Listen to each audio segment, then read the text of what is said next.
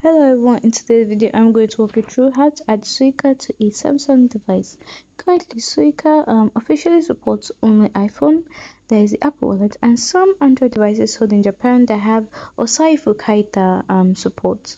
Most Samsung phones outside Japan do not support Suica directly. If your Samsung device was purchased in Japan and supports Osaifu Kaita, Kaitai, you can add Suica by following the steps. If your Samsung supports aside for Kaitai, open the Google Play Store, search for and install the Osaifu Kaitai Suica mobile Suica app.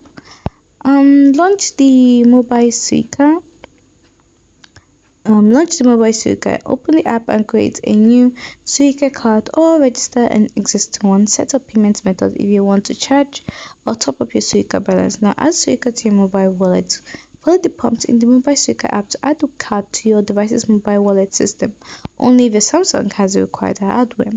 Now to use Suica, once registered, you can tap your phone at compatible train station gate once registered, you can tap your phone at compatible train station gates, vending machines, and stores. If your Samsung does not support Osaifu Kaitai, unfortunately, you cannot use mobile Suica natively.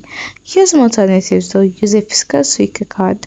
Use a smartwatch that supports Suica, like certain models of Galaxy Watch sold in Japan. Now, this is very important. Samsung phones sold outside Japan, that is US, Europe, and other countries, typically do not support mobile Suica because they lack the Felica chip. The mobile Suica app is in Japanese, so basic understanding or translation help might be needed. Hope you found the video helpful. If you did, don't forget to like, subscribe, and comment down below. Thanks for watching.